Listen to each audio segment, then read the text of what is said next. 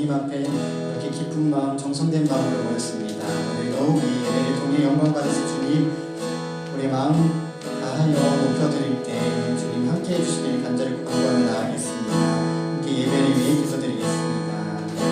사랑의 하나님 아버지, 우리가 주님 바라봅니다.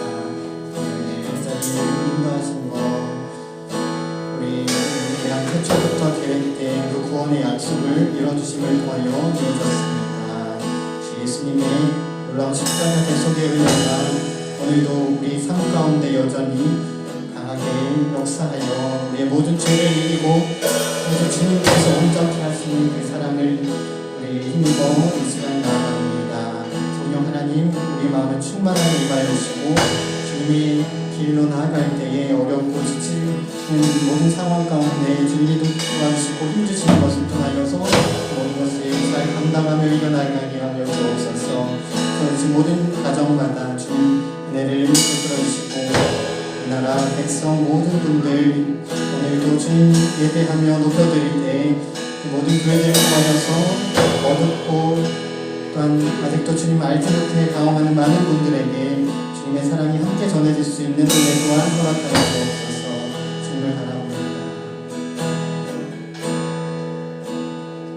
감사드리며 이 모든 기도 우리를 살리신 주 예수님의 이름으로 함께 기도드립니다.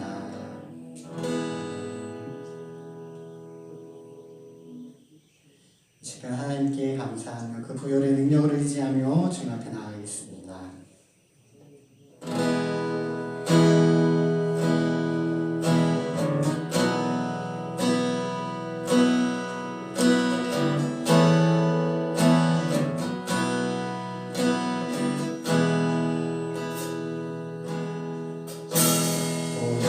오늘을 지나 하나님 품으로 오늘을 지나 아버지 품으로 오늘을 지나 하나님 품으로 한 걸음씩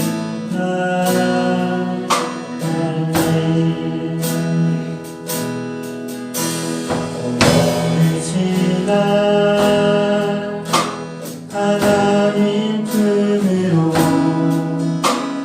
오늘을 지나 아버지 품으로 오늘을 지나 하나님 품으로 한 걸음씩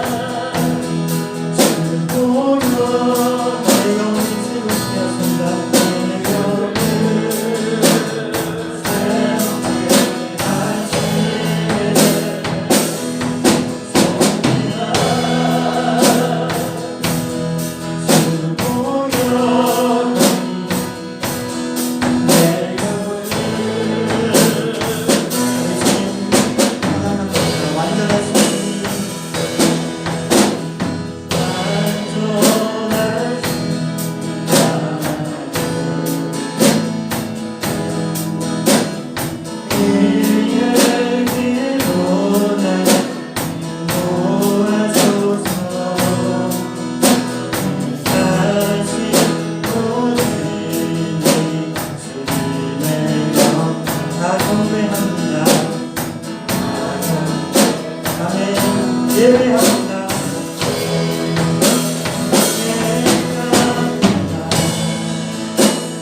찬양합니다.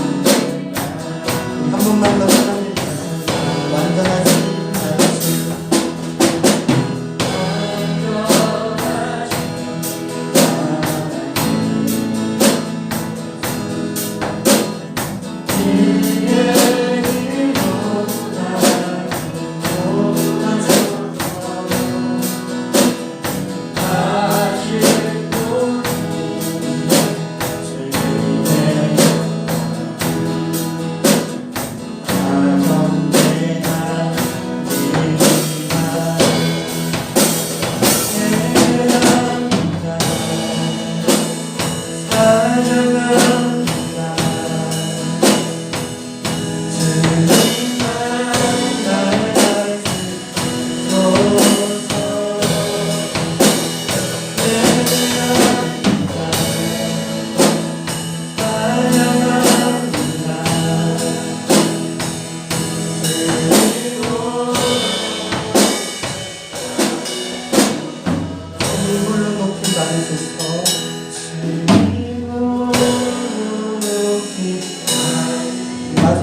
찬양해 주시면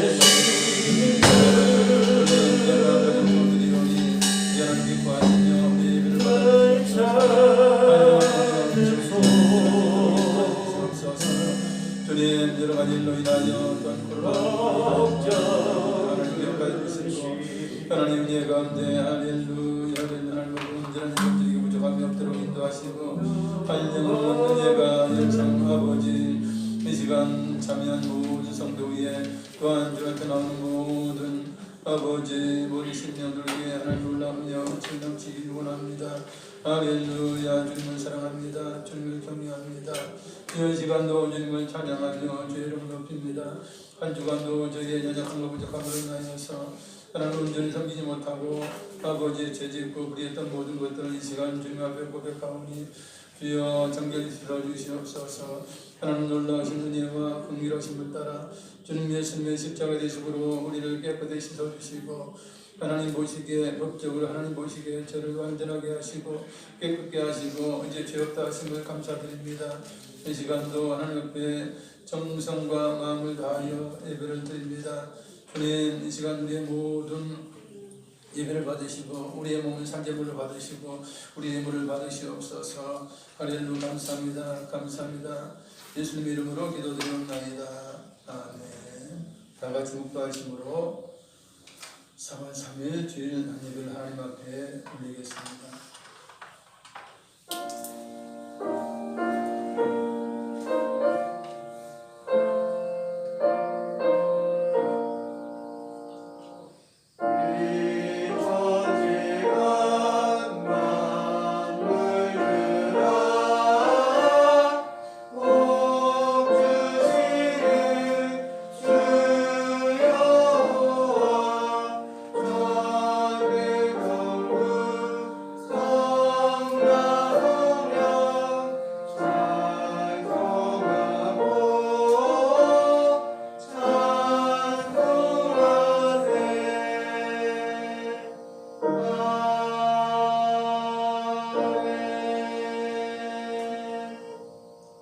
예수께서 그리스도이심을 믿는 자마다 하나님께로부터 난 자니 또한 나으신 이를 사랑하는 자마다 그에게서 난 자를 사랑하느니라. 우리가 하나님을 사랑하고 그의 계명들을 지킬 때에 이로써 우리가 하나님 자녀를 사랑하는 줄을 아느니라. 하나님을 사랑하는 것은 이것이니 우리가 그의 계명들을 지키는 것이라. 그의 계명들은 무거운 것이 아니로다. 무릇 하나님께로부터 난 자마다 세상을 이기느니라. 세상을 이기는 승리는 이것이니 우리의 믿음이니라. 아멘. 다같이 일어나셔서 1장 찬양 드리시겠습니다.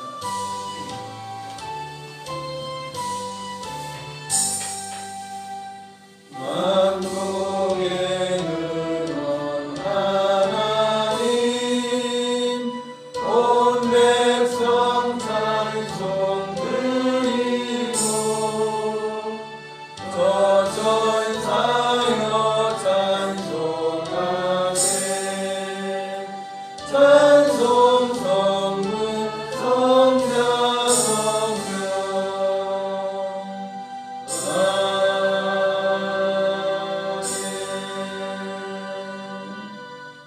사도신경으로 우리의 신앙을 고백드리겠습니다. 전능하사 천지를 만드신 하나님 아버지를 내가 믿사오며 그의 아들 우리 주 예수 그리스도를 믿사오니 이는 성령으로 잉태하사 동정녀 마리아에게 나시고 본디오 빌라도에게 고난을 받으사 십자가에 못 박혀 죽으시고 장사한 지 사흘 만에 죽은 자 가운데서 다시 살아나시며 하늘에 오르사 전능하신 하나님 우편에 앉아 계시다가 저리로서 산 자와 죽은 자를 심판하러 오시리라. 성령을 믿사오며 거룩한 공예와 성도가 서로 교통하는 것과 죄를 사하여 주시는 것과 몸이 다시 사는 것과 영원히 사는 것을 믿사옵나이다. 아멘. 다같이 자리 앉아서 찬송가 315장 찬양드립니다.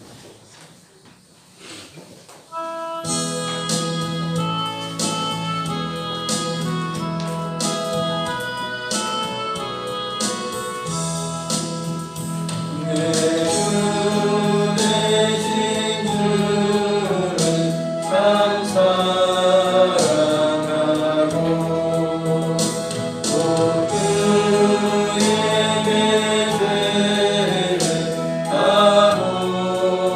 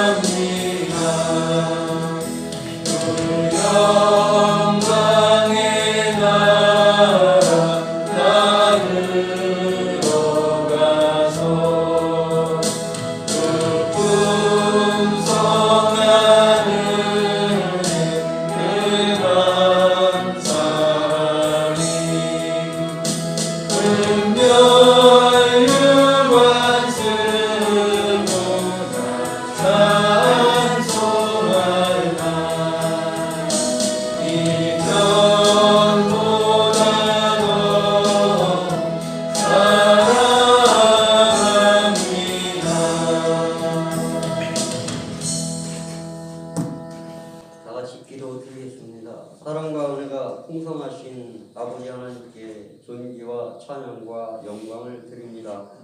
지난 한 주간도 주님의 날개 아래 보호하시고 인도하심을 생각할 때 하나님의 은혜이고 사랑이었음을 고백합니다. 날마다 육의 양식은 물론 영의 양식으로 채워주심으로 감사와 기쁨이 넘치는 한 주를 보낼 수 있도록 인도하심을 무한 감사를 드립니다. 영광과 존귀를 받으시기에 합당하신 하나님, 지난 한 주간도 세상에 살면서 하나님의 기쁨이 지지 못하고 순간순간 내 욕심, 내 뜻을 따라 살아가며 알고도 지은 죄, 모르고도 지은 죄가 너무나 많습니다. 이 시간 고백합니다. 이 시간 예수 그리스도의 보혈로 저희들의 심령을 새롭게 변화시켜 주시옵소서. 찢기고 상해서 지친 모습으로 나왔습니다. 예배를 통해서 위로하시고 새 힘으로 말씀으로 새롭게 하시옵소서. 이 나라의 민족을 사랑하심을 감사드립니다. 대통령과 모든 정치인이 당리당락에서 벗어나서 신뢰와 존경받는 정부가 되게 하여 주시옵소서. 마지막 분단 국가인 남북이 서로 화합하여 남북이 모두 잘 사는 나라가 되게 하여 주시옵소서. 주님 한사람교회를 축복하심을 감사드립니다.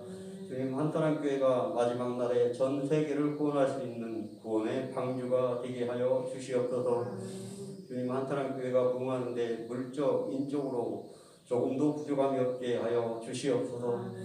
이 시간 하나님의 말씀을 대언하시는 목사님께 늘 강건함으로 지켜주시고 하나님의 뜻을 잘 분별하여 주님께 아름답게 쓰임받고 교회를 잘 인도하시기에 부족함이 없게 하여 주시옵소서.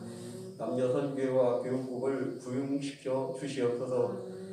찬양단과 성가대를 주님의 도구로 사용하심을 감사드립니다. 찬양 드릴 때마다 주님 훈양하여 주시고 주님 홀로 영광 받아 주시옵소서. 예배를 위하여 수고하는 손길을 기억하시고 하늘의 신령한 복으로 채워 주시옵소서. 예배가 진행 중에 있사오니 마치는 시간까지 주님 홀로 영광 받아 주시옵소서. 예수 그리스도의 이름으로 기도드렸습니다. 아멘.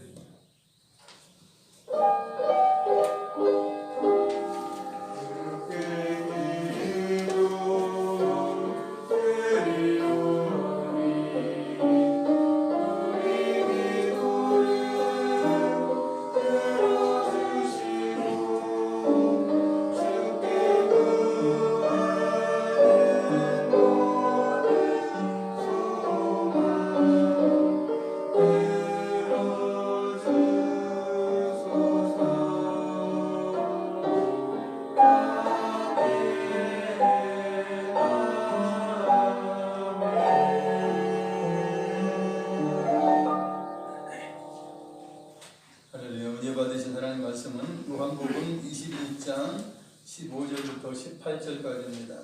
신약성경 186페이지 요한복음 21장 15절부터 18절까지 교독하겠습니다.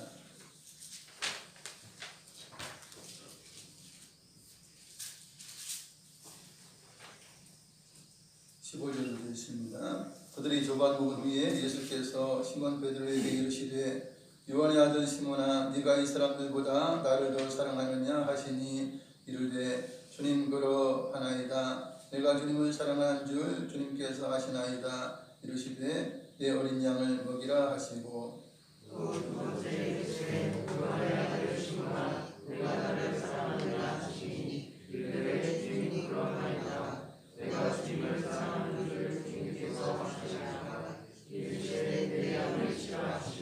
세 번째 이르시되 요한의 아들 시몬아 네가 나를 사랑하느냐 하시니 주께서 세 번째 네가 나를 사랑하느냐 하심으로 베드로가 근심하여 이르되 주님 모든 것을 아시오매 내가 주님을 사랑하는 줄을 주님께서 아시나이다. 예수께서 이르시되 네 양을 먹이라. 내가 진실로 진실로 네게 이르노니 네가 젊어서는 스스로 뛰고 원하는 곳으로 다녔거니와 늙어서는 네 발을 벌리리니 남이 네게 띄우고 원하지 아니한 곳으로 데려가리라. 아멘. 성가대 일어나셔서 하나님 앞에 영광의 찬양 올리겠습니다.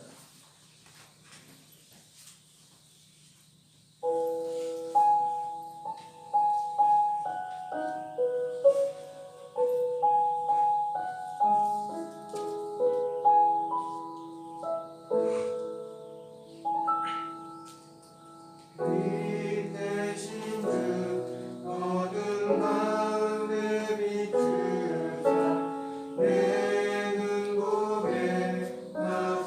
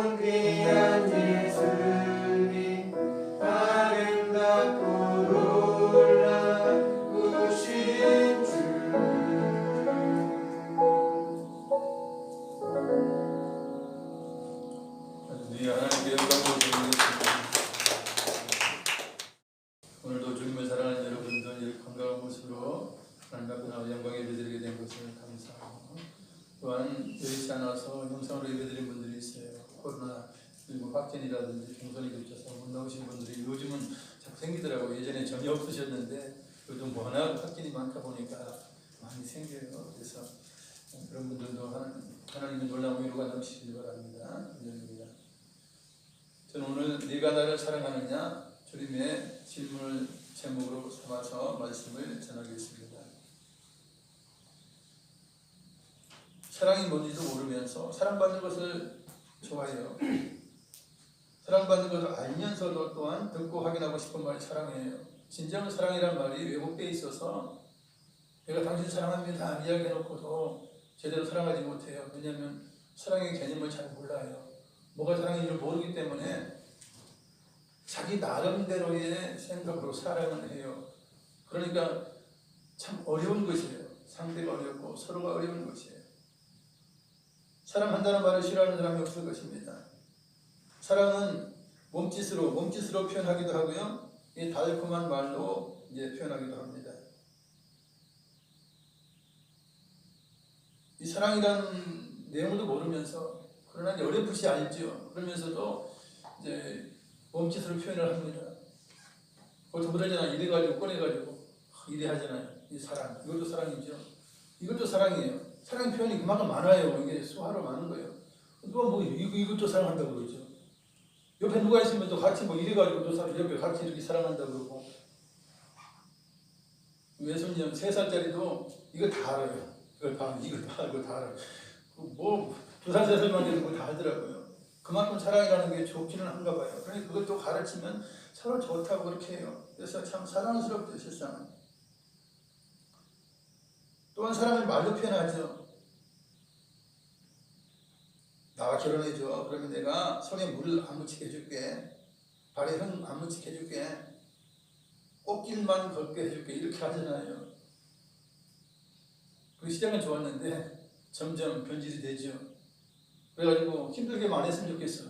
괴롭게만 안 했으면 좋겠어. 말 좀 들었으면 좋겠어. 그렇게 안 돼요. 참. 그래서 참 사랑이 말은 쉬운데 행동을 옮기기가 어려운 것이 사랑이 아닌가 생각도 해봅니다. 사랑을 받는 것이 이렇게 좋은 거지만 사랑이 주는 일도 매우 중요해요. 짝사랑은 사랑이 아닙니다. 상대가 있어 사랑이에요. 그죠? 상대가 있어 사랑이지 혼자 사랑한다. 그것은 말만 사랑이지 그것은 사랑이 아닌 것이에요. 사랑은 서로 주고받고 하는 것이 사랑입니다. 그래서 계명에도 그러죠. 혼자 사랑해 그런 게 없어요. 서로 사랑하라 반드시 말해요. 서로 사랑하라. 그러니까 억울함이 없는 거예요. 나도 상대방 사랑하고 상대도 나를 사랑하고 그러니까 억울함이 없는 거예요. 그게 안 되니까 서로 간에 힘드는 것입니다. 사랑을 주어야 돼요. 가르쳐 주어야 돼요. 자녀에게 사랑을 주어야 그것으로 교훈해야 자녀들이 받아들이고 부모를 공경하게 되는 것입니다. 우리가 왜 자꾸 상대방을 찌르는 말을 하고 상처 주는 말을 하냐면요. 우리 부모에게 배운 게 그거예요. 부모가 쓰는 말을 그대로 쓴단 말이에요. 야, 너 왜 이랬어? 이게 뭐야? 당신 이게 뭐 이런 걸 부모들이 가르치는 우리 부모들이 가르쳐준 거예요. 그래가지고 입에 이제 습관이 됐고 입에 붙었어요. 그래가지고 어떤 일이 생긴단 말이에요. 어떤 문제가 생기면 그대로 말을 하는 거예요. 그러니까 상처가 되는 거예요. 우리 부모들도 그 위에 부모들이 만약에 뭐 6.25 전쟁이든 뭐 일제시하든 이런 거 걷지 아니하고 정말 사랑 가운데 그렇게 성장했다면 어떤 문제가 생기면 너 괜찮니? 어떻게 해서 이렇게 된 거야? 네가 이렇게 되기까지는 뭔가 이유가 있겠지. 한번 이야기해봐라. 이러면서 접근하지 않겠습니까? 그러면 우리 부모들부터 그 위에 부모들부터 경험은 이거 뭐야? 너 뭐 이게 무슨 짓을 한 거야? 이것부터 배웠다는 이야기예요. 그러니까 우리도 은연중에 그렇게 접근해요. 그러니까 다툼이 일어날 수밖에 없어요. 아니 뭐 잘못한 사람 잘 모르겠어요. 죽을 죄 진 사람 죽을 죄는 모르겠어요. 다 알잖아. 그러면 따뜻하게 가서 다가가서 이렇게 대화하면서 그걸 풀어가야 되는데 그러지 못한 거예요. 그래서 그걸 저도 제 자녀에게 제대로 교육을 못 시켰어요. 왜냐면 저도 배운 게 그거라서 그래요. 근데 지금 이렇게 나이 먹고 생각해 보니까 그래요. 야, 우리 모든 부부들이든 부모와 자녀들 간에 이 언어가 정말 바뀌었으면 좋겠다 이런 생각을 많이 해요. 여보 이거 해줄래요? 좀 힘든데 이거 좀 해주면 어때요? 이런 식으로 하면 돼요. 여보 이거 남편이 무슨 믿냐? 또 남편들도 그러잖아. 아내가 뭐 이러나 저러나 막 지금 뭐 하급처럼 그렇게 대하지 않습니까? 이거 얼마나 잘못된 거예요. 사랑하는 이야기 그러면 안 되죠. 사랑한다고 결혼하면 그러면 안 되는 거 아닙니까? 근데 그렇게 흘러가요 대부분. 그러니까 이게 삶이 어려워지는 것이에요. 예수님께서는 제자들에게 사랑을 주셔요. 그리고 그 받은 사랑을 가지고 사명을 감당하라고 명령하십니다. 무조건 뭐 나는 하나님의 아들이고 나는 권세가 있으니까 안 하면 죽어 뭐 이 마귀처럼 그렇게 하지 않아요. 마귀들은 그러죠. 안 하면 죽인다고 그러고 협박하고 그러고 이렇게 두려움을 주잖아요. 그러나 우리 주님은 그렇게 하지 않으셨다는 것이에요. 정말 하나님이시면서도 모든 능력을 다 가지고 계시면서도 그렇게 하지 않았다는 것입니다. 우리는 주님께서 디베라에서 제자들을 다루시는 사랑의 방법을 배울 필요가 있습니다. 예수님께서 제자들에게 나타나신 갈릴리 호수의 현장으로 가보겠습니다. 갈릴리 호수 즉 디베레아 호수에 부활하신 예수님이 나타나셨습니다. 그 이유는 예수님의 제자들이 이제 제자 사명을 버리고 이제 고향으로 돌아가는 것이에요. 그리고 물고기 잡으러 이제 디베레아 호수로 이제 들어갔기 때문에 우리 주님께서 제자들을 만나러 가시는 것이에요. 물론 예수님께서는 부활하신 후에 갈릴리 호수로 가실 것을 미리 말씀을 해 주셨어요. 모든 걸 아시니까. 무덤의 한 꿈을 가리기 위해서 찾아왔던 막달라 마리아와 야고보의 어머니 마리아와 또 살로메가 천사에게 들은 말이 이것이에요. 마가복음 16장 7절 읽어드리면 가서 그의 제자들과 베드로에게 이르기를 예수께서 너희보다 먼저 갈릴리로 가시나니 전에 너희에게 말씀하신 대로 너희가 거기서 배우리라 하라.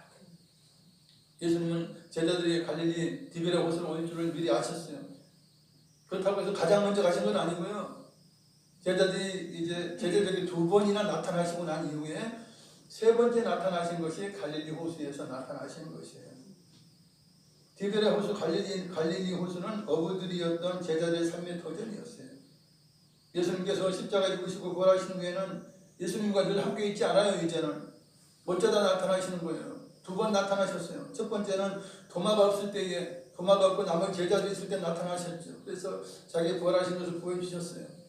문이 닫혀 있는데, 집에 숨어 있는데 우리 주님께서 찾아가신 것입니다. 그 다음에 도마가 함께 있을 때에 또 숨어 있는 집에 또 두려움 가운데 있는 제자들에게 나타내 주셨어요. 그리고 도마에 그러죠. 네가 나를 못 믿었느냐? 내 부활을 못 믿었느냐? 봐라, 만져봐라.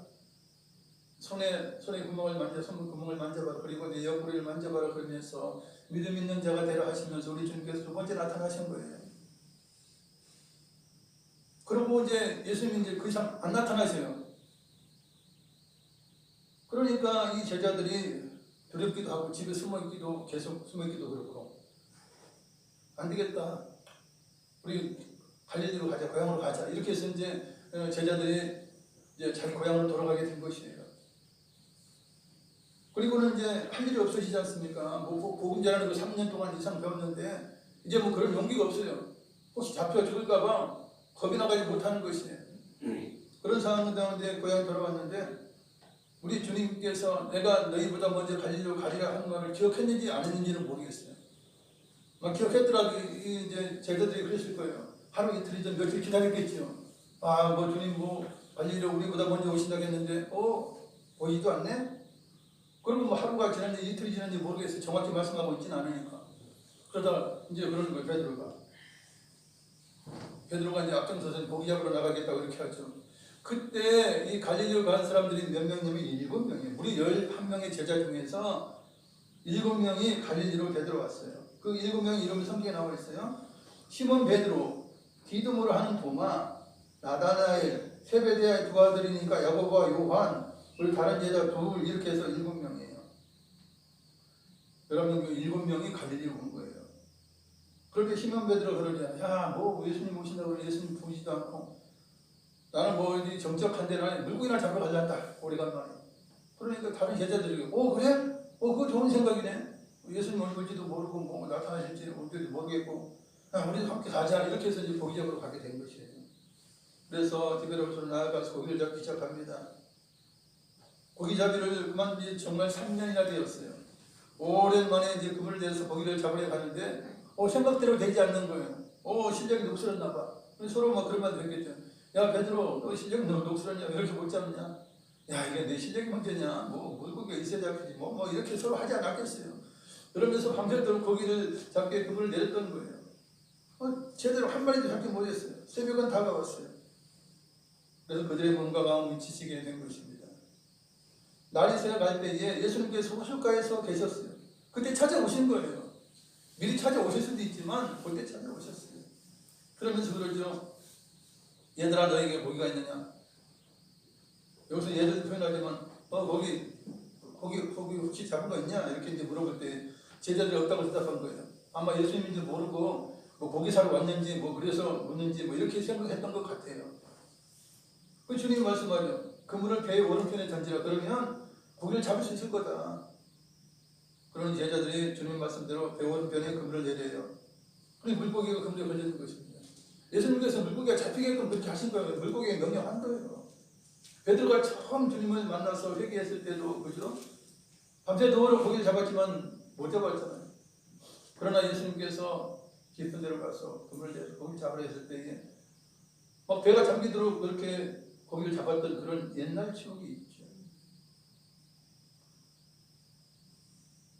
물고기가 막 검에 걸려들어요. 그래서 그물을 끌어올리는데 물고기가 많이 잡혀서 들 수 없을 만큼 들 수가 없어요. 근데 요한이 먼저 이제 예수님을 알아보고 그러죠. 베드로가 우리에게 그물을 내릴 오른편 내리게 하신 분이 바로 예수님이시야. 뭐야? 그러니까 베드로가 이 고도를 다시 부르고 이제 주님께로 이제 바다를 뛰어내 주님께로 가게 된 것이에요. 그리고 다른 제자들은 작은 배를 타고 물고기가 들어있는 그 그물을 협력해서 끌어내오게 됩니다. 육지에 올라와 보니까 숯불이 피어 있어요. 그 위에 생선과 빵, 즉 떡이 놓여 있었는데 이것은 부활하시고 나타나신 예수님께서 친히 준비해 놓으신 식탁이에요. 예수님께서 그러죠. 지금 잡은 생선을 좀 가져오라 그래요. 예수님이 준비한 생선도 있고 이제 뭐 떡도 있는데 빵도 있는데 그게 뭐 진짜인지 가짜인지 몰라. 의심스러워하니까 그러셨는지 몰라도 야 너희들 같이 잡은 거 갖고 와봐 그래요. 그러니 시몬 베드로가 예 주님 알겠습니다. 그러면서 이제 그물을 6km 끌어올려요. 제자들이 보니까 뭐 고기가 너무 많이 잡힌 거야. 뭐 기분이 다들 좋지 않아요. 그래서 야 고기 많이 잡았네. 엄청 큰 고기만 잡은 거. 그래서 몇 마리가 세보자 해서 세본 것이 이제 153마리 153 그죠? 153마리가 되었다는 것이죠. 그러면서 그물이 찢어지지 않았어요. 베드로가 큰 생선을 준비해 드릴 때 주님께서 이미 구워져 가는 생선도 있고 떡도 있고 빵도 있고 그리고 새로 잡은 그 큰 물고기를 이제 숯불에 올려놓고 이제 구워요. 그리고는 다 구워지자 어서 와서 조반을 먹자. 아침 식사를 하자. 제자들은 이제는 주님이신 줄 알죠. 그래서 누구라도 당신이 누구이길래 뭐 이래저래 하십니까? 라고 묻는 사람이 아무도 없었다는 거예요. 예수님께서 떡, 빵을 가져다가 제자에게 주시고 먹어라. 그 생선도 구워서 먹이시고 허기진 제자들은 예수님 준비하신 식사로 배불리 먹었습니다. 이때 주님께서 이렇게 하신 것이 부활하시고 세 번째 나타나신 때에 이러한 일을 하신 거예요. 그건 진짜 나타나신 것을 못 믿을 수가 없는 거죠. 그런 상황인데. 식사를 다 마친 후에 예수님께서 시몬 베드로에게 물으셔요. 요한의 아들 시몬아, 네가 여기 있는 사람들보다 나를 더 사랑하느냐? 이 질문 무엇입니까? 베드로가 그러잖아요. 다 주를 배반할지언정 나는 죽더라도 주님을 버리지 않겠습니다. 그렇게 맹세했던 그것이 있기 때문에 네가 여기 있는 다른 제자들보다 나를 더 사랑하느냐? 이렇게 묻는 거예요. 시몬 베드로가 그러죠. 주님 그렇습니다. 내가 주님을 사랑하는 줄 주님께서 아십니다. 그렇게 대답합니다. 주님이 또 말씀하십니다. 내 어린 양을 먹여라. 네가 나를 사랑한다면 내 어린 양을 먹이라. 그리고 또 두 번째 물으세요. 요한의 아들 시몬아, 네가 나를 사랑하느냐? 그래요. 베드로가 똑같이 대답하죠. 이건 문제가 쉬워요. 이제 똑같은 질문을 하면 문제가 쉬운 거예요. 그 시험 문제도 그렇게 나왔으면 좋겠어요. 1번부터 10번까지 똑같은 거 나오면 그리고 하나 아니면 그냥 10개는 그냥 맞추는 거 아니에요? 두 번째 똑같이 대답해요. 내가 주님을 사랑하는 줄 주님께서 아시나이다. 그래요. 그리고 주님 말씀하죠. 주님은 다 똑같아요. 그럼 내 양을 치라. 이 세 번째 똑같이 물으세요. 요한의 아들 시몬아, 네가 나를 사랑하느냐? 여러분 질문을 3번 하면요, 이게 걱정 의심이 되는 거예요. 내가 2번씩이나 예수님 사랑한다고 했잖아요. 사랑한다고 고백했잖아요. 그리고 세 번째, 네가 나를 사랑하냐 그러면 걱정이 되는 거예요. 아, 내가 주님을 사랑한다고 말은 하지만 내가 주님을 사랑하지 않는 것 같다. 주님은 그렇게 내 마음을 아시고 다시 물으시는 것이 아니냐 이렇게 이제 걱정이 되는 거죠. 아, 내가 주님을 사랑한다고 말했지만 이거 아닌가요? 주님 보시기엔 내가 주님을 사랑하는 것이 아닌가 봐 이런 두려움이 생기는 거예요. 근심이 생기는 거죠. 그래서 이제는 어떻게 대답합니까? 주님께서 모든 것을 아시지 않습니까? 내가 주님을 사랑하는 줄을 주님께서 아실 것입니다. 이렇게 이제 대답하세요. 그러자 예수님은 말씀하시죠. 내 양을 먹이라. 이렇게 베드로에게 자신의 양을 부탁하신 예수님의 말씀을 나머지 제자들 옆에서 다 듣고 있잖아요. 그래서 자신들도 주님의 양을 먹여야 하면 깨닫게 되었어요. 자신들도 뭐 그럴 거 아니에요. 속으로 그럴 거 아니에요. 아, 나도 주님을 사랑하는데 요한도 그럴 거 아니에요. 나는 또 베드로보다 사랑할 수도 있는데 뭐 이렇게 이제 제자들이 할 거 아니에요. 그런 마음을 가지고 이제 있었을 거 아니에요.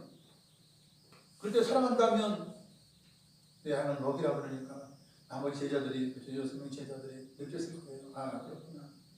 내가 진정 주님을 사랑한다면 양을 쳐야 되는 거야. 사명을 감당해야 되는 거야. 이렇게 생각하게 된 것입니다. 세상에. 예수님께서 베드로가 어떻게 삶을 마감하게 될지에 대해서도 예언의 말씀을 해주셨어요. 베드로가 복음을 전하는 사명을 감당하다가 나중에는 순교하게 될 것을 말씀해 주셨어요.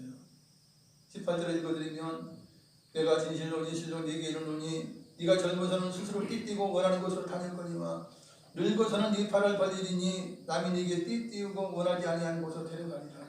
순교하게 될 것을 말씀하고 있어요.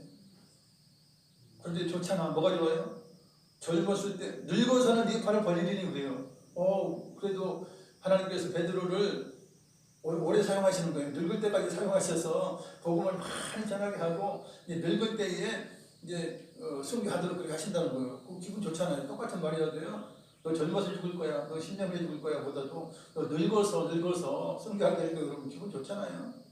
어느 정도 살 만큼 살다가 이제 순교하게 되리라 이렇게 말씀하고 있어요. 물론 우리 주님의 예언처럼 네로 황제 때에 로마에서 베드로와 바울이 순교를 당했다고 전해집니다. 우리 잘 알고 있지 않습니까? 주님께서 이제 로마를 들어가시는데 베드로가 그래요. 로마에 도망치다가 주님 어디 가세요? 네가 버린 십자가 내가 지러 간다. 그럴 때 이제 베드로가 거기서 이제 회개하고 이제 로마로 들어갔다는 그런 이제 전해져 오는 이야기가 있습니다. 이제는 우리 주님께서는 이제 사명을 감당을 하시면서 그의 마지막 있을 일에 대해서도 말씀해 주신 것입니다. 예수님께서 제자들을 케어하시고 사명을 주시는 과정을 살펴보면서 우리가 많이 배우기를 원합니다. 첫 번째로 책망하지 않으시고 제자들이 하는 일을 도와주셨어요. 예수님께서 부활하신 후에 2번이나 나타났음에도 불구하고 제자들은 이제 사명을 기억하지 않고 사명을 다하지 않고 고향으로 달려간 거예요. 그리고 고기잡이를 나간 거예요. 일반적인 지도자라면 어떻게 하겠습니까? 불같이 화를 내고 책망도 했겠지요. 내가 니들 이러라고 3년을 가르친 줄 아냐? 큰 기적을 보여준 줄 아냐? 너희 수준이 이 정도야? 이렇게 책망할 수 있어요. 소명하시면서 크게 고통칠 수 있다는 이야기예요.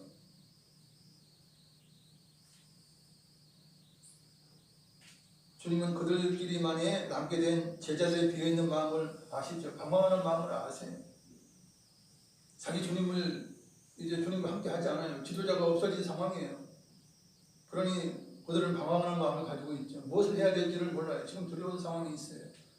물론 이제 나중에 성령께서 임하시고 성령 하나님께 임하실 때에 모든 길을 예비해 주시죠. 인도해 주시죠. 그럴 때는 이제 과감히 이제 복음 전파자의 사명을 감당하는데 그 전에는 위축되어 있는 거예요. 두려움 가운데 있는 거예요. 그것을 우리 주님은 이해를 하신 거예요. 헤아리신 거예요. 그러시면서 오히려 물고기를 잡지 못한 제자들이 하고 있는 고기 잡는 일을 도와주시는 거예요. 그래서 큰 물고기 153마리를 잡게 하시고 이제 베드로에게는 첫 번째 사랑의 장소를 생각나게 하신 것 같아요. 첫 번째 정말 깊은 곳에 가서 문을 내서 많은 고기를 잡았고 베드로는 주님 배 안에서 주님 앞에 엎드려서 저 주님 저를 떠나서도 저는 죄인으로소이다 이렇게 했던 그 모든 광경을 다시 되잡으시킨 거예요. 다시 한번 기억나게 하신 거예요. 그러므로 베드로는 아마 첫사랑을 생각해냈으리라 생각을 합니다. 일반적인 사람이라면 오히려 능력이 있다면, 그죠? 악한 영이나 악한 귀신들 같으면 만약에 능력이 있다 한들, 능력이 없지만 능력이 있다 하면 어떻게 하겠습니까? 고기가 잡힐만 하면 잡히지 마라. 쫓아버렸을 거야. 아마 그 능력으로 쫓아버리고 아예 텅텅 그냥 새벽까지 텅텅 비게 해놓고 나중에 그러겠죠. 야, 너희들이 고기도 못 잡는 것들이 뭐 산명을 버리고 뭐 고기 잡이 왔어? 훈련시킨 일 하지도 않고 이 짓거리 하고 있어. 이러면서 침묵할 수 있다는 이야기예요. 악한 자들은 그렇게 하지 않겠습니까? 오히려 고기도 못 잡게 일부러 방해해놓고 그걸 가리고 그걸 트집지 않고 그렇게 했을 거라 생각이 듭니다. 그럼 우리 주님은 그렇게 안 하셨어요. 그냥 오히려 고기를 많이 잡도록 그렇게 해주셨어요. 이처럼 주님은 따뜻한 사랑을 그들에게 보여주신 것입니다. 제자들도 인간이에요. 성경은 인간을 먼지다 아니면 진토라 이렇게 표현하고 있어요. 인간의 연약함을 누구보다도 잘 아시는 분이 하나님이신 예수님이세요. 부모가 어린 자식을 긍휼히 여김같이 주님께서 제자들을 긍휼히 보신 것입니다. 우리 어린아이들 나보고 뭐 한 살 돌도 안 돼 보세요. 얼마나 못하는 게 많아요. 우는 것밖에 더합니까? 먹는 것밖에 더합니까? 싸는 것밖에 더합니까? 그것밖에 못해. 그래도 부모는 그 사랑해서 긍휼히 여겨주지 않습니까? 그래서 하나님 보시기에는 아마 돌도 안 된 아이보다도 더 못하는 우리 인간일 거예요. 그러니까 그 모든 걸 아시죠. 그러니까 긍휼을 베풀어 주시는 거예요. 헤아려 주시는 거예요. 성경은 인간에 대해서 말씀합니다. 시편 103편 14절 자막을 읽겠습니다. 이는 그가 우리의 체질을 아시며 우리가 단지 먼지뿐임을 기억하심이로다. 먼지뿐이라, 먼지라 그러죠. 예전에는 이제 성경 이제 그때는 진토라 이렇게도 예전에는 그렇게 기록하고 진토, 흙과 같다라고 그렇게 말씀하고 있어요. 지도자라면 부모라면 따뜻한 사랑으로 이해를 해줘야 합니다. 그래서 뭐 아이들이 부족해서 뭐 실수해서 잘못 저지르지 않습니까? 저도 어렸을 때 뭐 실수 많이 해요. 어떤 아이들은 뭐 불 내기도 하고 그래요. 우리 사모님은 불도 냈다던데 뭐 어릴 때. 그래도 우리 장인어르신들 뭐라고 안 하고 그냥 이렇게 안아주면서 이제 꾸중하지 않았대요. 그래서 그걸 굉장히 지금까지 이야기를 해요. 다른 번호 갖다 봐요. 이 전연하면서 뭐 이렇게 하지 않았겠어요. 그런데 이렇게 안아주면서 크게 뭐라고 안 하고 다 긁고 이렇게 했대요. 그걸 이제 자랑 삼아 얘기해요. 그래서 그거 대단하다. 그런 게 참 중요하다고 생각을 하는데, 저도 어릴 때 예전에 아마 간증 했을 거예요. 어릴 때 이제 돌가지고 장난치다가 이거만 항아리 깼어요. 이거 뭐 몇십만 하지 않습니까? 내가 깨고 싶어서 깼나? 어쩌다 돌을 던지다 보니까 돌이 집어가가지고 장독기 이만한 거 깼지. 그래서 겁이 나가지고 이제 막 다락에 숨어가지고 나오지도 않았지. 뭐 밥 먹으라고 내려가지도 않고 막 그래도 이랬어요. 그러니까 부모가 그걸 알고 이제 그러더라고. 이제 동생들이 시켜고 그러는 거야. 안 될 테니까 내려와서 밥 먹으라 그래요. 그래서 그때 겨 내려가가지고 밥을 먹었다니까요. 그런 경험들이 다 있어요. 만약 그때 막 매지라고 그래보세요. 그거 상처로 남지 않았겠습니까? 그럼 저는 이 상처로 남지 않아요. 그래도 긍휼을 베풀어 주었거나 그게 지금 아직도 생각나잖아요. 그냥 좋은 기억으로 생각이 나는 거예요. 자녀에게 그렇게 해줘야 된다는 거예요. 예수님이 그러한 사랑으로 접근을 하셨던 거예요. 예수님의 따뜻함과 사랑 때문에 제자들은 세 번째로 이렇게 만나지만 긴장하지 않고 주님을 대할 수가 있었어요. 그죠? 얼마나 기분 좋게 주님을 대할 수 있었던 거예요. 주님이 체념하지 않으니까 오히려 고기 많이 잡게 하고 그들의 길을 좀 살려줬으니까 얼마나 좋아. 이렇게 하셨다는 거예요. 그리고 두 번째, 예수님께서는 제자들의 가장 시급한 필요를 채워주셨어요. 사실 뭐 아이들이 뭐 이런저런 하다가 사고 치는 것은 자기가 뭔가 하고 싶은 게 있어서 하다 보니까 실수해서 그렇게 하는 거예요. 큰일 저지르는 거예요. 그죠? 그럼 뭘 하고 싶었는데, 그러면 물어보면 자녀, 나 이렇게 하려다 보면 사고 쳐서 그러냐, 이건 이렇게 하는 거고 이렇게 하는 거야. 그걸 가르치면 얼마나 좋겠어요. 필요를 채워주면서 이제 교훈을 해야 되는 거예요. 그럼 이거 이렇게 하는 거 아닌데 내가 잘못해서 그랬구나라고 하면서 미안해요. 다음에 그러지 않죠. 밤새도록 고기를 잡느라고 기진했을 제자들에게 예수님은 책망과 채찍 대신에 직접 준비하신 떡과 고기를 준비해서 그들의 배고픔을 채워주신 것이에요. 고기 못 잡았던, 의기소침했던 것들은 이제 고기를 많이 잡게 해서 해결해 주었어요. 얼마나 제자들 기분 좋아. 그 기분은 좋은데 배는 고픈 거예요. 기진한 거예요. 그러니까 우리 주님께서 섬세하게 제자들을 사랑하시고 그들의 배를 채워주시면서 밥상을 예비하신 거예요. 이 땅에 섬기러 오신 예수님께서 제자들을 끝까지 섬기시면서 사랑해 주신 것입니다. 하늘나라의 법은 큰 자가 작은 자를 섬기는 것입니다. 높은 자가 종이 되어 낮은 자를 돌보는 것입니다. 그래서 가정에서도 가장 높은 자가 누구냐 그러면 가장 많이 희생하고 돌보는 분이, 희생하는, 섬기는 분이 가장 높은 분이에요. 엄마가 가장 많이 섬기고 엄마가 가장 높은 분이에요. 가장이고 뭐가 필요 없어. 가족들을 가장 많이 섬기고 가장 헌신적으로 하면 엄마가 제일이지 뭐예요. 엄마가 제일 높은 거예요. 그럼 아빠가 더 한다면 아빠가 제일이겠지. 여러분. 그러나 대부분 가정에서는 엄마들이 헌신을 더 많이 해요. 그러니까 사실 천국 가면 아마 여자분들도 상급을 많이 받을 거라 생각해요. 왜냐면 헌신하고 많이 섬기기 때문에. 그게 하나님의 법이니까 그래요. 그리고 아이들이, 저도 마찬가지지만 자녀들이 어려움과 정말 슬픔 가운데 헤어나오지 못할 그런 상황인데 저희 집 누굴 찾아? 엄마를 찾잖아. 그냥 엄마의 사랑이 그만큼 성부하기 때문에 그래요. 희생적인 사랑이기 때문에 그러는 것입니다. 그러나 때로는 아빠들이 더 사랑이 있는 그런 가정도 있더라고. 그러면 아빠가 존경을 받죠. 그럼 자녀들이 아빠를 찾아요. 아빠를 찾아요. 이처럼 우리 주님께서는 제자들의 필요를 채워주신 거예요. 왜 자녀들이 말을 안 듣느냐면 그들의 필요를 채워주고 왜 그러는지를 같이 대화를 해서 풀어줘야 되는 거예요. 그래서 공감해주면 자녀들이 말을 들어요. 근데 보통 우리 부모부터 배운 건 무엇입니까? 다 지시하는 거. 이거 해라 저거 해라. 공부 안 해? 다 뭐 그냥 겁주고 뭐 해라 이거 해라 저거 해라 저거 해라 그러지 어디 뭐 진지하게 대화해 줍니까? 대화 안 해요. 저도 사실 그런 대화를 받고 자라지 못했어요. 그러다 보니까 제 자녀에게도 그렇게 해주지 못한 것들이 생각이 나요. 그러면 대단히 미안하죠. 부모가 돼가지고 자식의 마음을 좀 헤아려주고 대화해주면 얼마나 좋겠어요. 그게 안 됐다는 거예요. 그러니까 자녀들이 세상은 말을 안 듣게 되고 어긋나게 되는 그런 것이 되는 것입니다. 뭐 남편도 아내도 마찬가지예요. 서로 이렇게 좀 터놓고 이야기하고 또 이해해주고 이렇게 해주지 않으면 서로의 관계가 좋아질 수가 없는 것이에요. 우리 주님께서는 베드로의 세 번째, 베드로의 상처를 치유해 주시고 사명을 주신 것이에요. 예수님이 잡히시고 나서 다불기 전에 3번이나 예수님을 부른다고 했어요. 이것은 베드로의 크나큰 실수요, 상처예요.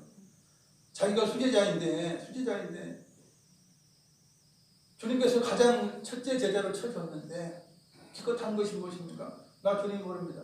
그것도 뭐 맹세하고 뭐 비난하면서 그냥 저주하면서까지도 비난했던 그런 베드로의 얼마나 큰 수치예요. 다른 제자 보기도 부끄러운 일이에요. 세상은. 그러나 그 상처를 회복해 주셔야 돼요. 그렇기 때문에 3번이나 똑같은 질문한 거예요. 네가 나를 사랑하느냐? 예, 제가 주님을 사랑하는 주님 아십니다. 3번이나 고백하게 해요. 그러고 인해서 자기가 3번 부인했던 것들을 다시 회복시키는 그런 마음의 심령의 치유를 우리 주님께서 해 주셨다는 것입니다. 실상 인간의 사랑이 완벽하지 못하죠. 사랑이 무엇인지도 잘 알지도 못해요. 그러니 맹세리도 잘 지키지 못하는 것입니다. 사랑해서 결혼한다고 해놓고 서로 사랑했어요. 그리고 진정 사랑해주지 못해요. 힘들게 해요. 괴롭게 해요. 마음 아프게 해요. 마음 아픈 사람은 진정 고통스러운 사람은 사랑이 아니에요. 여러분. 그래서 남편도 아내도 상대가 나를 사랑하느냐 물었을 때 정말 할 말이 있어야 돼요. 물론 우리 주님께서도 우리에게 그러시죠. 너희가 진정 나를 사랑하느냐 이렇게 부르실 거예요. 아직도 나를 사랑했던, 나를 처음 믿었던 첫사랑을 회복하고 있느냐, 가지고 있느냐라고 물으실 것이에요. 진정 사랑하고 있다면 상대를 편하고 행복하게 해주어야 합니다. 대부분 결혼하고 나서는 뭐 잡아물고기에 뭐 먹이도 안 준다 그런 말이 있다시피 잡아놨다 이거지, 더 이상 못 도망간다 이거지, 미끼를 안 주는 거예요. 좋은 거 안 주는 거예요. 그럼 어떡합니까? 자기 고집대로 밀어붙여. 그리고 쉽고 편안한 것만 자기가 하려고 그래. 불같이 성을 내. 따지고 드는 공격적인 말을 해요. 누가 그래요? 남편들이 주로 많이 해요. 아내들도 만만치 않더라고. 남편이 그러면 간지더라고. 서로 그렇게 이제 막 비수를 그냥 꺼내가지고 서로 찌르는 것이에요. 이거 사실은 사랑하는 사람한테 쓸 것이 아니에요. 원수에게 써야 돼요. 말이라든지 대적들에게 써야 될 것을 사랑한다고 결혼해놓고 상대를 쓰는 거예요. 그래놓고 뭐 사랑한다가 말하세요. 이 사랑이 뭔지를 모르니까 그런 거예요.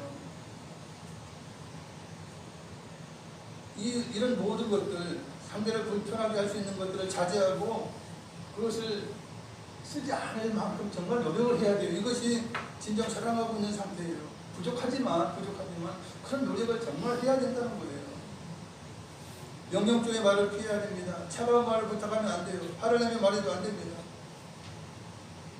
배운 게 그래서 그래요. 참 그래서 그게 안타까운 거예요. 특별히 이제 선생님들은 특별히 그래요. 선생님들은 학교에서 이제 아이들 가르칠 때 이거 해라 저거 해라 명령적으로만 주로 이야기하지 않습니까? 그 지자식 키울 때도 무조건 명령적이야. 그러니까 자녀는 굉장히 힘든 거야. 그 교사의 자녀들은 힘들어요.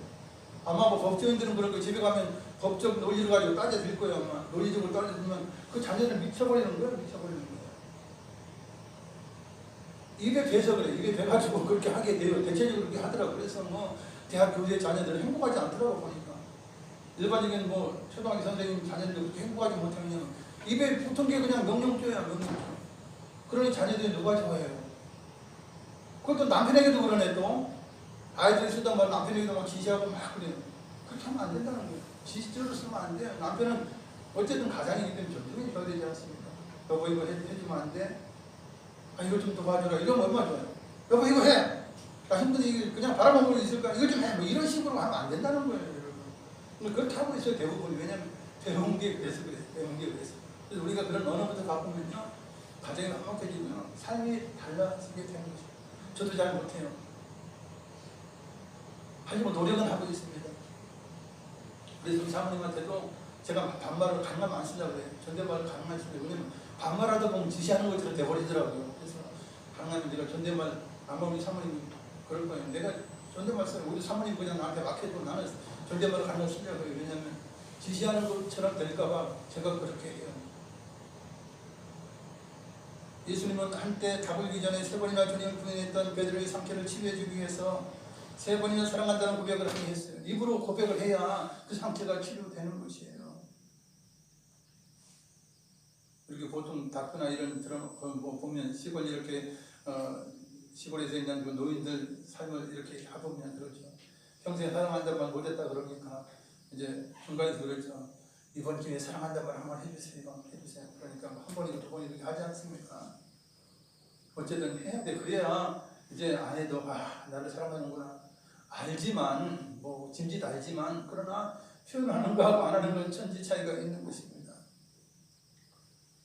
이처럼 우리 주님께서는 이제 베드로에게 상처를 치료해 주어서 이제 죄 사명을 감당하는데 어려움이 없도록 하는 거예요. 그래야 걸리지 않잖아요.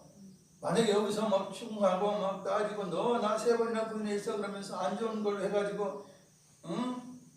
너 쓸데없는 소리 하지 말고 앞으로 응? 이거 복음사역 제대로 해? 이거 3년 동안 가르쳤어? 이러고 명령했다면 예수님 이제 승천하고 이제 예수님 안 계셔요. 그러면 복음 전할 나갈 때 기분 좋겠어요? 기분 안 좋은 거예요. 주님은 그래도 기분 더럽다고 표현하는 거지 기분 되게 나쁜 거예요. 그럼 복음 전하다고 생각날 거 아니에요. 뭐 주님이 막 싸납게 하고 말이지 막 갑질하면서 막 복음 전하게 했던 거 생각난다면 하고 싶겠냔 말이에요. 죽이려고 하는데도 하고 싶겠냐? 안 하고 싶지 도망가고 싶지 그렇게 된다는 거예요. 그러나 주님께서 그 모든 걸 다 감싸고 다 치료해 주시고 그렇게 시키니까 선교까지 할 수 있는 것입니다.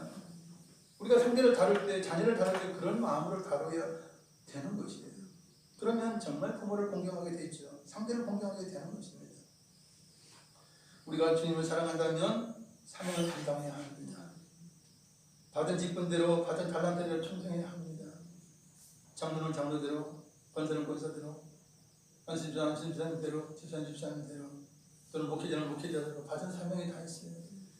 그리고 특별히 자녀로서의 사명이 있어요. 구원받았다면 자녀로서의 사명을 감당해야 돼요. 다른 거 직분까지 안 갈지라도 정말 최소한 자녀의 신분, 그죠? 자녀의 사명을 해야 돼요. 그러면 주님께서 정말 기뻐하실 것입니다. 그래서 우리가 자녀로서의 사명을 회복해야 되고 더 나아가서는 우리가 직분자의 사명을 감당할 때 우리 주님께서 우리에게 멸관을 준비하시고 잘했다 칭찬하시면서 주실 것입니다. 할렐루야. 말씀 생각하시면서 기도하시겠습니다. 사랑자님 하나님 아버지 감사드립니다.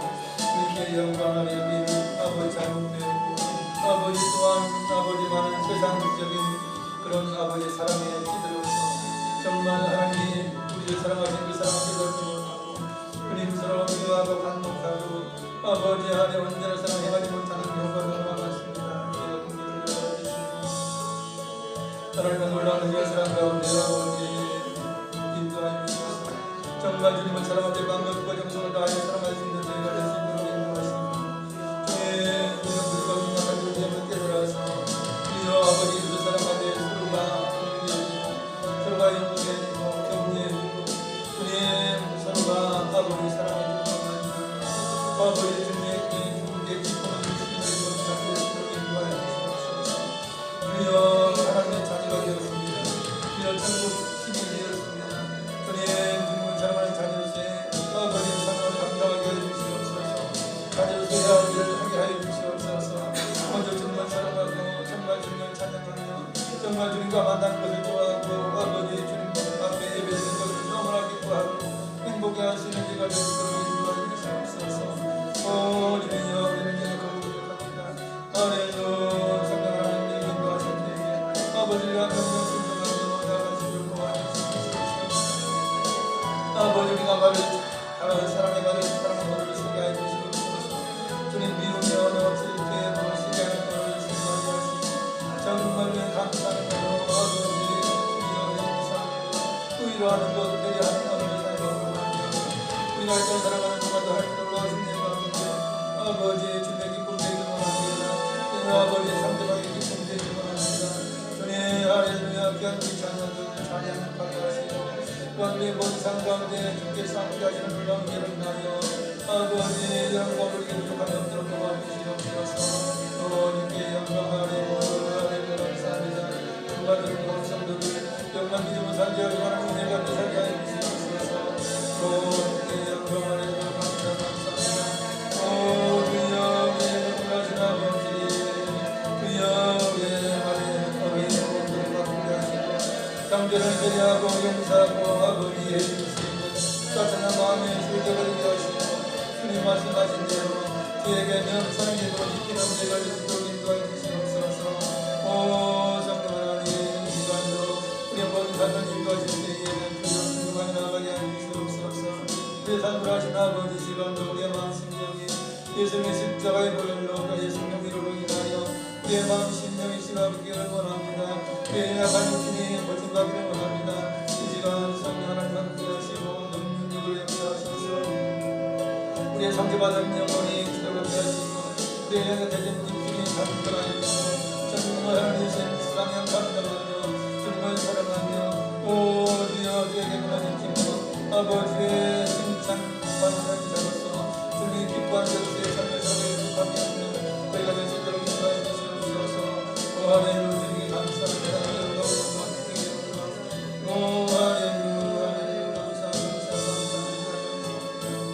사랑의 주 하나님 감사합니다. 우리는 부족하게 생각합니다. 그런 하나님께 우리를 택하사 자녀 삼아주셨사오매 주님을 진정으로 사랑할 수 있는 하나님의 자녀 되게 하옵소서. 자녀로서의 삶을 잘 감당하게 하시고 또 나아가 직분을 받은 대로 충성하고 헌신할 수 있는 인도하셔서 하나님이 예비하신 놀라운 멸류관을 받고 주님의 칭찬과 아울러 전국에서의 많은 상급으로 기쁨을 누릴 수 있는 모두가 되게 하여 주시옵소서. 우리의 마음 심령을 치유하여 주시고 우리의 연약한 육신을 고쳐 주시옵소서. 감사하고 예수님의 이름으로 기도드리옵나이다. 아멘. 진단이 잘 나오셔서 하나님께서 기도해 주시겠습니다. 성경 기도 드리겠습니다. 오늘도 예배 승리하게 하시니 감사합니다. 내가 나를 사랑하느냐라는 설교 주심에 감사합니다. 두려움을 이해하고 따뜻한 사랑을 보여주시고 베드로의 사랑을 치유해 주신 하느님 감사합니다. 주신 은혜 감사하여 예물 드리기를 원합니다. 정성과 기쁨으로 드립니다. 받아주시옵소서. 언제나 살아계시는 예수님께 기도드렸나이다. 아멘. 여기 있는 향유과 찬양하시는 예물들입니다.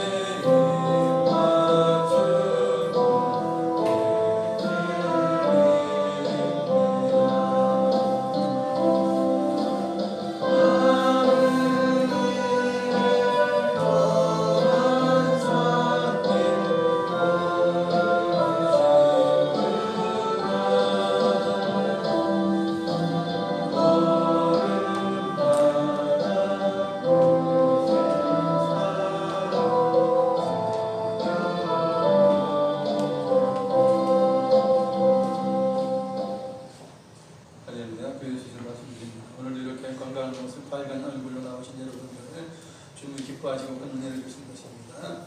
또한 빛이 못해서 이 코로나19로 인해서 영상을 예배드리는 분들이 있습니다. 그분들 속히 이제 모든 것이 해결되고 치료되기를 바랍니다. 요즘은 거의 20% 30% 그 이상도 되는 것 같아요.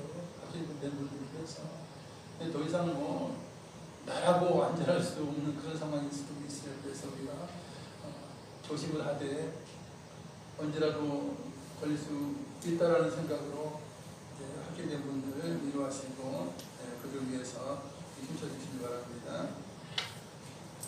우리 자녀들이 학교에 나가고 또 이제 일상생활이 점점 더 확대되죠. 우리가 기도함으로 안 걸리는 것이 가장 좋으니까 많이 노력하셔서 가능하면 안 걸리시기 바랍니다. 네. 이제 이번 달에는 고난주간이 두 번째 감사회가 있습니다. 이 4월달 정말 주께 영광을 돌리는 귀한 한 달이 되었으면 좋겠습니다. 할렐루야. 우리 신령 문제 기도하겠습니다. 사랑을 잡고 많으신 아버지 감사합니다. 오늘 이렇게 건강한 모습으로 나와서 예물과 함께 저희 자신들을 드립니다.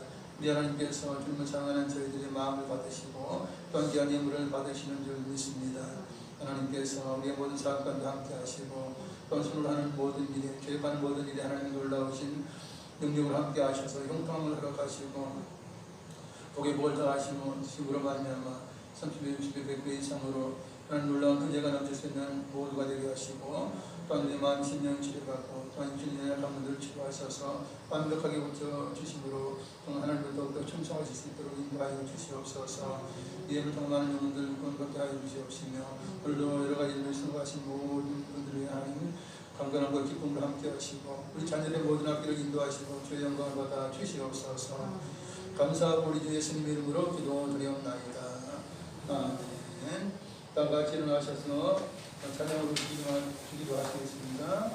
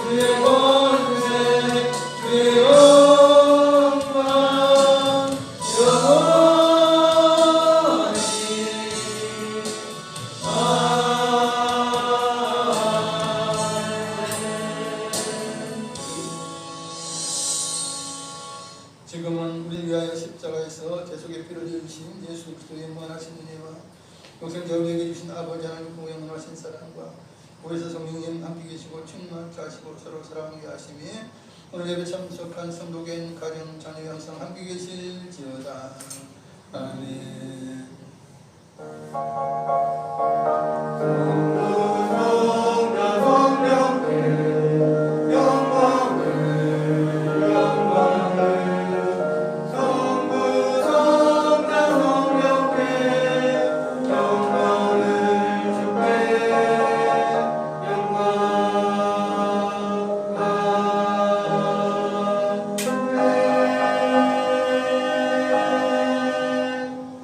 할렐루야. 늘 따뜻한 사랑 우리를 품어주시는 주님께 영광의 박수 올려드리겠습니다. 할렐루야.